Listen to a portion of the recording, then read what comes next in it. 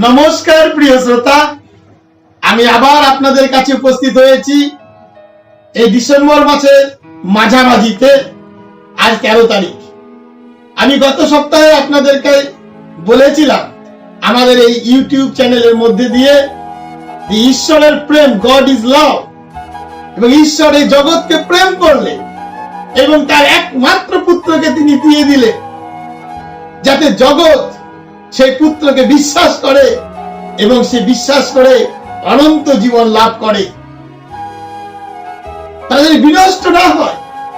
হ্যাঁ প্রভু, তুমি এই জগৎকে ভালোবেসেছিলে বলেই তোমার পুত্রকে তুমি দিয়েছিলে, কিন্তু সেই পুত্র কে? কে সেই পুত্র এবং কাকে তুমি দিয়েছিলে জগতের কাছে? আজ তুমি সেটা জানতে দাও। এই জগৎবাসী যদি জানতে পারে যে তোমার সেই পুত্রকে আর তোমার প্রেম, তোমার ভালোবাসাকে যেন জানতে পারে। হ্যাঁ, আমি যখন আপনাদের সঙ্গে কথা বলছি এই সময়টাই হচ্ছে সে আনন্দের সময়। আমি যা বলেছিলাম যে উৎসবের সময়, এবং এই সময়টা হচ্ছে সারা পৃথিবীর কাছে আনন্দের সময়, কারণ ঈশ্বর তার একমাত্র পুত্রকে এই জগতে দান করেছিলেন। আপনি হয়তো জানতে চাইছেন কি পুত্র, কে সেই পুত্র যাকে ঈশ্বর এই জগতে পাঠিয়েছিলেন মানুষকে রক্ষা করতে, অনন্ত জীবন দিতে, যাতে মানুষ বিনষ্ট না হয়, মানুষ যদি ধ্বংস না হয়। হ্যাঁ, আমি পবিত্র শাস্ত্র বাইবেল থেকে আপনাদের দেখাবো যে শাস্ত্র বলছে যে লূক লিখিত সুসমাচার আমরা সেখানে যদি পড়ি, খুব সুন্দরভাবে এখানে বলা হয়েছে তার 32 পদে, তিনি হবেন মহান, তাকে পরমেশ্বরের পুত্র বলা হবে। হয়তো আপনাদের কাছে কথাটা একটু অধরা মনে হচ্ছে। হ্যাঁ, এই কথাটা ঠিক আগের জায়গাটাতে আমি আপনাকে বলতে চাই। এখানে এরকম লেখা আছে, শোনো, তুমি গর্ভবতী হবে আর তোমার এক পুত্র সন্তান হবে। তুমি গর্ভবতী হবে এবং তোমার এক পুত্র সন্তান হবে, তুমি তার নাম রাখবে যিশু, এবং সেই যিশু হবেন মহান, তাকে পরমেশ্বরের পুত্র বলা হবে। আমরা বাইবেলে আরো আরেক জায়গায় দেখি, সেখানে বলা হচ্ছে যে তুমি তার নাম রাখবে যিশু। আমরা গত সপ্তাহে আপনাদের জানিয়েছিলাম ঈশ্বর জগৎকে এমন প্রেম করলেন যে সে তার একমাত্র পুত্রকে দান করলেন, আর এই হচ্ছে সেই পুত্র।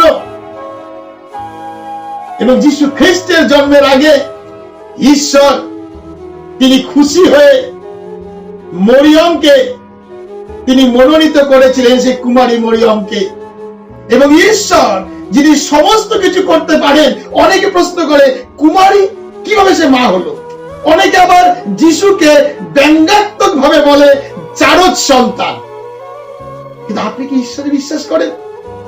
আপনি কি ঈশ্বরের ক্ষমতাকে বিশ্বাস করেন যে ঈশ্বর এই পৃথিবী সৃষ্টি করেছে, যে ঈশ্বর সূর্য চন্দ্র সৃষ্টি করেছে, সেই প্রেমময় ঈশ্বর যে আপনাকে ভালোবাসে, আপনাকে রক্ষা করতে চায়, অনন্ত জীবন দিতে চায়, সেই মহান ঈশ্বর কি তার আত্মার শক্তিতে মানুষ তৈরি করতে পারেন না? মানুষের জন্ম দিতে পারেন না? এক কুমারীর গর্ভে সে কি তার আত্মা দ্বারা মানুষ সৃষ্টি করতে পারেন না? হয়তো অনেক মানুষ এর অপব্যাখ্যা দিয়ে থাকবে, কিন্তু আমি আপনাকে বলছি, বিতর্কিত জায়গায়, অপব্যাখ্যার জায়গায় না গিয়ে ঈশ্বরের প্রেমকে বোঝার চেষ্টা করি। ঈশ্বর জগৎকে ভালোবাসলেন, আপনাকে ভালোবাসলেন, আপনার জীবনকে রক্ষা করতে তার একমাত্র পুত্রকে পাঠালেন, আর সেই পুত্রের নাম রাখা হলো যিশু, এবং তাকে ঈশ্বরের পুত্র বলা হয়। এবং মহান অনেক মনি ঋষিরা বলে গেছেন তার সম্বন্ধে, তিনি ঈশ পুত্র, ঈশ নন্দন।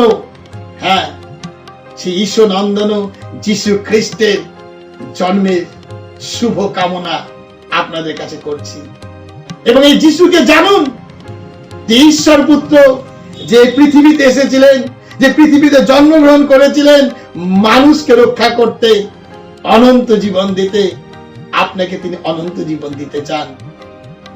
আসুন এই আনন্দের সময়, এই উৎসবের সময় আমরা সবাই মিলে ইম্মানুয়েলকে ডাকি। ইম্মানুয়েল কথার অর্থ হচ্ছে ঈশ্বর আপনার আমার সঙ্গে। তাই বাইবেলে লেখা আছে তার নাম রাখা হবে ইম্মানুয়েল। ঈশ্বর আমাদের সঙ্গে, যিশু আমাদের সঙ্গে। তিনি আমাদের জন্যই এই পৃথিবীতে এসেছিলেন মানুষ রূপে। ভালো থাকবেন।